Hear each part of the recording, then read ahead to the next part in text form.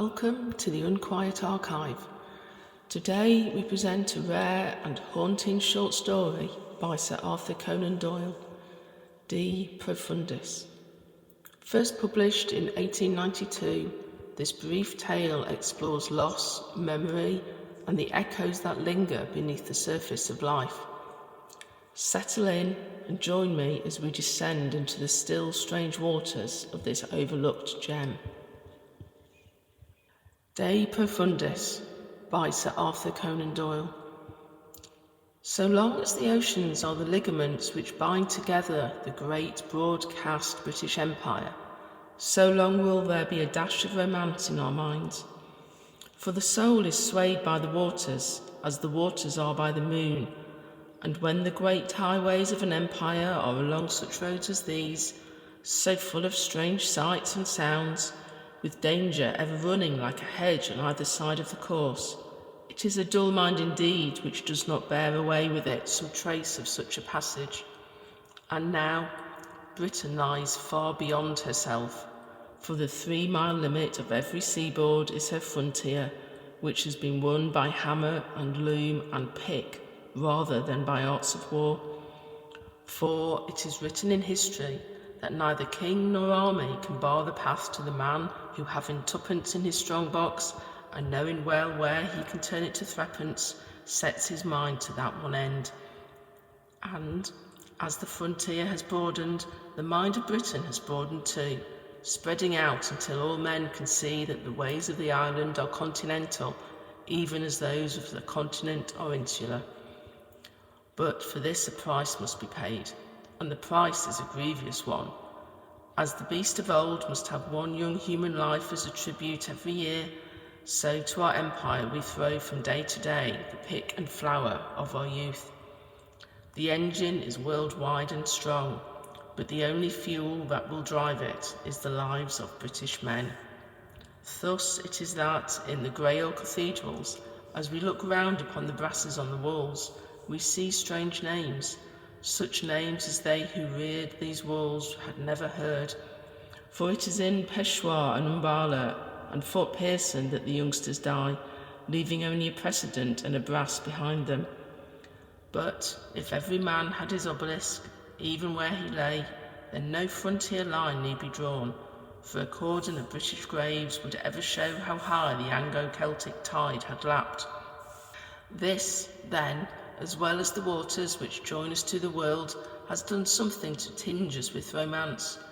For when so many have their loved ones over the seas, walking amid bullets or swamp malaria, where death is sudden and distance great, then mind communes with mind, and strange stories arise of dream, presentiment, or vision, where the mother sees her dying son and is past the first bitterness of her grief ere the message comes which should have broken the news. The learned have of late looked into the matter, and have even labelled it with a name. But what can we know more of it, save that a poor stricken soul, when hard-pressed and driven, can shoot across the earth some 10,000-mile distant picture of its trouble to the mind which is most akin to it? Far be it from me to say that there lies no such power within us, for of all things which the brain will grasp, the last will be itself. But yet it is well to be very cautious over such matters, for once at least I have known that which was within the laws of nature seemed to be far upon the further side of them. John Van Sittart was the younger partner of the firm of Hudson and Van Sittart, coffee exporters of the island of Ceylon, 3/4 Dutchman by descent, but wholly English in his sympathies. For years I had been his agent in London, and when, in 72, he came over to England for a 3 months' holiday, he turned to me for the introductions which would enable him to see something of town and country life. Armed with 7 letters, he left my offices, and for many weeks scrappy notes from different parts of the country let me know that he had found favour in the eyes of my friends. Then came word of his engagement to Emily Lawson, of a cadet branch of the Hereford Lawsons, and at the very tail of the first flying rumour the news of his absolute marriage, for the wooing of a wanderer must be short, and the days were already crowding on towards the date when he must be upon his homeward journey. They were to return together to Colombo in one of the firm's own 1,000-ton sailing ships, and this was to be their princely honeymoon, at once a necessity and a delight. Those were the royal days of coffee planting in Ceylon, before a single season and a rotten fungus drove a whole community through years of despair to one of the greatest commercial victories which pluck and ingenuity ever won. Not often is it that men have the heart, when their one great industry is withered, to rear up in a few years another as rich to take its place. And the tea fields of Ceylon are as true a monument to courage as is the Lion at Waterloo. But in 72 there was no cloud yet above the skyline, and the hopes of the planters were as high and as bright as the hillsides on which they reared their crops. Van Sittart came down to London with his young and beautiful wife. I was introduced, dined with them, and it was finally arranged that I, since business called me also to Ceylon, should be a fellow passenger with them on the Eastern Star, which was timed to sail on the following Monday. It was on the Sunday evening that I saw him again. He was shown up into my rooms about 9 o'clock at night, with the air of a man who is bothered and out of sorts. His hand, as I shook it, was hot and dry. "I wish, Atkinson," said he, "that you could give me a little lime juice and water. I have a beastly thirst upon me, and the more I take, the more I seem to want." I rang and ordered a carafe and glasses.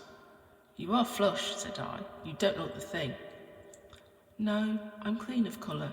Got a touch of rheumatism in my back, and don't seem to taste my food. It is this vile London that is choking me. I'm not used to breathing air which has been used up by 4 million lungs, all sucking away on every side of you." He flapped his crooked hands before his face like a man who really struggles for his breath. "A touch of the sea will soon set you right." "Yes, I'm of one mind with you there. That's the thing for me. I want no other doctor. If I don't get to sea tomorrow, I'll have an illness. There are no two ways about it." He drank of a tumbler of lime juice and clapped his 2 hands with his knuckles doubled up into the small of his back. "That seems to ease me," said he, looking at me with a filmy eye. "Now, I want your help, Atkinson, for I am rather awkwardly placed." "As how?" "This way. My wife's mother got ill and wired for her. I couldn't go. You know best yourself how tired I have been, so she had to go alone. Now I've had another wire to say that she can't come tomorrow, but that she will pick up the ship at Falmouth on Wednesday. We put in there, you know." He leaned forward and began to draw a catchy breath like a man who is poised on the edge of a sob. Then first it came to my mind that I had heard much of the hard drinking life of the island, and that from brandy came those wild words and fevered hands. The flushed cheek and the glazing eye were those of one whose drink is strong upon him. Sad it was to see so noble a young man in the grip of that most bestial of all the devils. "You should lie down," I said with some severity. He screwed up his eyes like a man who is striving to wake himself, and looked up with an air of surprise. "So I shall presently," said he, quite rationally. I feel quite swimmy just now, but I am my own man again now. Let me see, what was I talking about? Of course, about the wife. She joins the ship at Falmouth. Now I want to go round by water. I believe my health depends upon it. I just want a little clean first-lung air to set me on my feet again. I ask you, like a good fellow, to go to Falmouth by rail, so that in case we should be late, you may be there to look after the wife. Put up at the Royal Hotel, and I will wire her that you are there. Her sister will bring her down, so that it will all be plain sailing." "I'll do it with pleasure," said I. "In fact, I would rather go by rail, for we shall have enough and to spare of the sea before we reach Colombo. I believe, too, that you badly need a change. Now I should go and turn in if I were you." "Yes, I will. I sleep aboard tonight, you know," he continued as the film settled down again over his eyes. "I've not slept well the last few nights. I've been troubled with the doubts of theologians, wondering why the Almighty made us, you know, and why he made our heads swimmy and fixed little pains in the small of our backs. Maybe I'll do better tonight." He rose and steadied himself with an effort against the corner of the chair back. "Look here, Vansittart," said I, gravely stepping up to him and laying my hand upon his sleeve. "I can give you a shakedown here. You are not fit to go out. You are all over the place. You've been mixing your drinks." "Drinks?" He stared at me stupidly.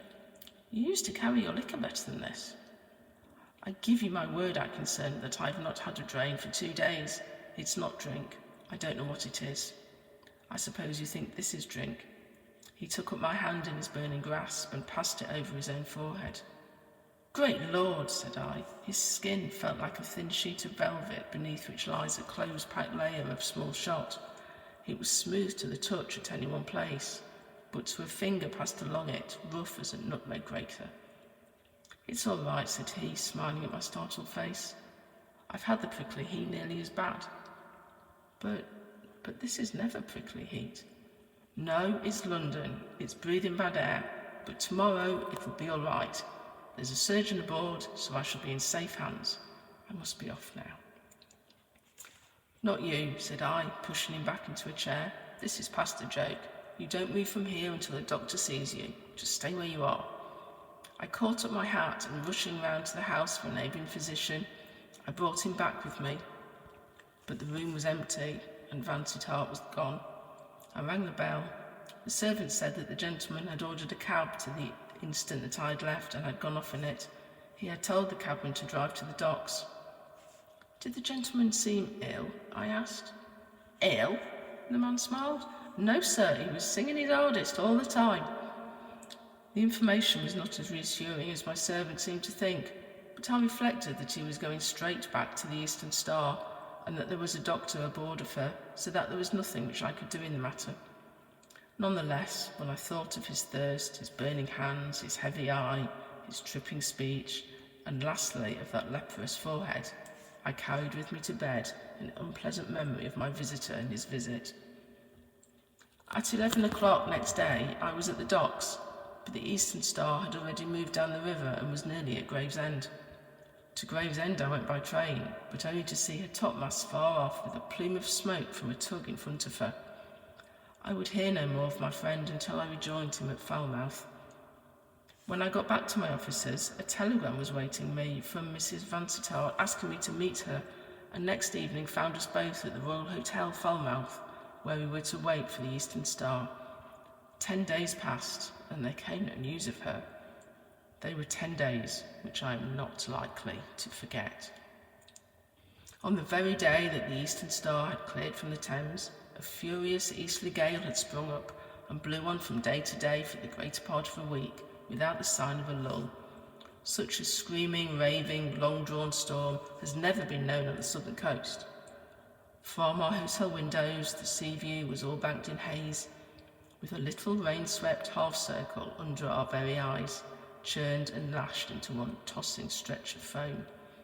So heavy was the wind upon the waves that little sea could rise, for the crest of each billow was torn shrieking from it and lashed broadcast over the bay. Clouds, wind, sea, all were rushing to the west, and there, looking down at this mad jumble of elements, I waited on day after day my sole companion, a white, silent woman with terror in her eyes. Her forehead pressed ever against the window, her gaze from early morning to the fall of night fixed upon that wall of grey haze through which the loom of a vessel might come. She said nothing, but that face of hers was one long wail of fear. On the 5th day, I took counsel with an old seaman. I should have preferred to have done so alone, but she saw me speak with him and was at our side in an instant, with parted lips and a prayer in her eyes. 7 days out from London, said he, and 5 in the gale. Well, the channel's swept clear by this wind. There's 3 things for it. She may have popped into port on the French side. That's like enough. No, he knew we were here. He would have telegraphed. Ah, yes, so he would. Well then, he might have run for it, and if he did that, he won't be very far from Madeira by now. That'll be it, ma'am, you may depend. Or else, you said there was a 3rd chance. Did I, ma'am? No, only 2, I think. I don't think I said anything of a 3rd. Your ship's out there, depend upon it.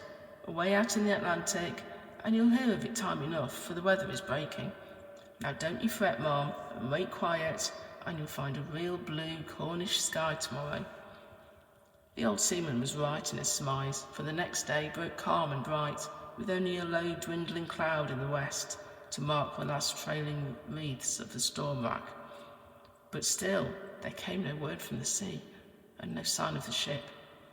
3 more weary days had passed, the weariest that I have ever spent, when there came a seafaring man to the hotel with a letter. I gave a shout of joy. It was from the captain of the Eastern Star. As I read the first lines of it, I whisked my hand over it, but she laid her own upon it and drew it away. "I have seen it," said she in a cold, quiet voice. "I may as well see the rest too."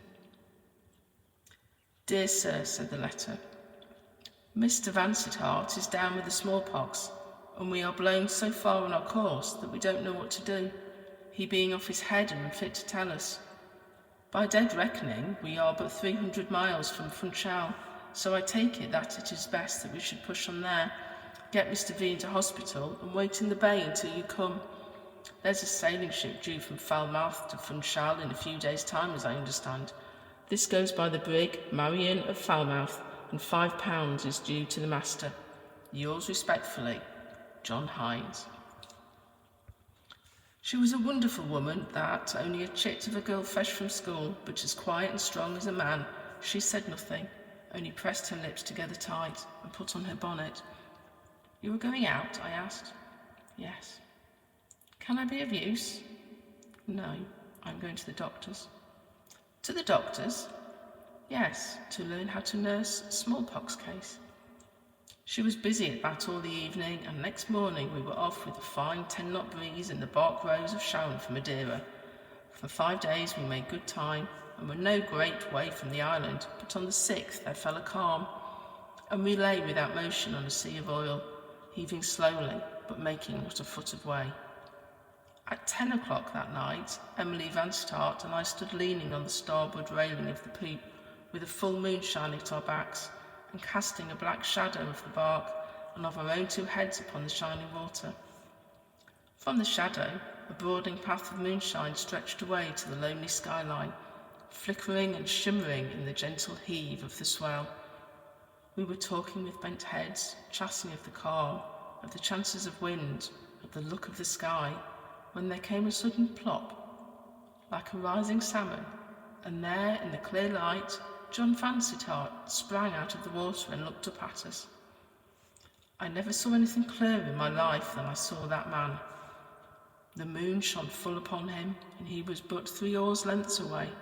His face was more puffed than when I had seen him last, mottled here and there with dark scabs, his mouth and eyes open as one who is struck with some overpowering surprise. He had some white stuff streaming from his shoulders, and one hand was raised to his ear, the other crooked across his breast. I saw him leap from the water into the air, and in the dead calm the waves of his coming lapped up against the sides of the vessel. Then his figure sank back into the water again, and I heard a rending, crackling sound like a bundle of brushwood snapping in the fire on a frosty night. There were no signs of him when I looked again, but a swift swirl and eddy on the still sea still marked the spot where he had been. How long I stood there, tingling to my fingertips, holding up an unconscious woman with one hand, clutching at the rail of the vessel with the other, was more than I could afterwards tell. I had been noted as a man of slow and unresponsive emotions, but this time at least I was shaken to the core. Once and twice I struck my foot upon the deck to be certain that I was indeed the master of my own senses, and that this was not some mad prank of an unruly brain. As I stood still marvelling, the woman shivered, opened her eyes, gasped, and then standing erect with her hands upon the rail, looked out over the moonlit sea with a face which had aged 10 years in a summer night. "You saw his vision," she murmured. "I saw something." "It was he, it was John, he is dead." I muttered some lame words of doubt. "Doubtless he died at this hour," she whispered, "in hospital at Madeira. I have read of such things. His thoughts were with me, his vision came to me. Oh, my John, my dear, dear lost John." She broke out suddenly into a storm of weeping, and I led her down into the cabin, where I left her with her sorrow. That night a brisk breeze blew up from the east, and in the evening of the next day we passed the 2 islets of Los Desertos and dropped anchor at sundown in the Bay of Funchal. The Eastern Star lay no great distance from us, with the quarantine flag flying from her main and her jack halfway up her peak. "You see," said Mrs. Vansittart quickly. She was dry-eyed, for she had known how it would be.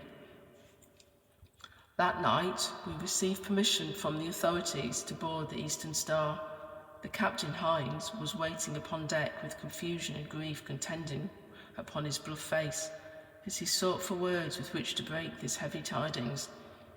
But she took the story from his lips. "I know that my husband is dead," she said. "He died yesterday night about 10 o'clock in hospital at Madeira, did he not?" The seaman stared aghast. "No, ma'am. He died 8 days ago at sea, and we had to bury him out there, for we lay in a belt of calm and could not say when we might make the land." Well, those are the main facts about the death of John Vansittart and his appearance to his wife somewhere about lat. 35 north and long 15 west. A clearer case of a wraith has seldom been made out, and since then it has been told as such, and put into print as such, and endorsed by a learned society as such, and so floated off with many others to support the recent theory of telepathy. For myself, I hold telepathy to be proved, but I would snatch this one case from amid the evidence, and say that I do not think that it was the wraith of John, but John himself, whom we saw that night leaping into the moonlight out of the depths of the Atlantic. It has ever been my belief that some strange chance, one of those chances which seem so improbable and yet so constantly occur, had becalmed us over the very spot where the man had been buried a week before. For the rest, the surgeon tells me that the leaden weight was not too firmly fixed, and that 7 days bring about changes which fetch a body to the surface. Coming from the depth to which the weight would have sunk it, he explains that it might well attain such a velocity as to carry it clear out of the water. Such is my own explanation of the matter, and if you ask me what then became of the body, I must recall to you that snapping, crackling sound with the swirl in the water. The shark is a surface feeder, and is plentiful in those parts. That was De Profundis, a lesser-known piece from a writer best remembered for logic and deduction, yet capable too of deep emotion and unease. If you enjoyed this quiet haunting, please consider subscribing or sharing. There are more rare stories like this to come, from Conan Doyle and beyond. Thank you for listening to the Unquiet Archive.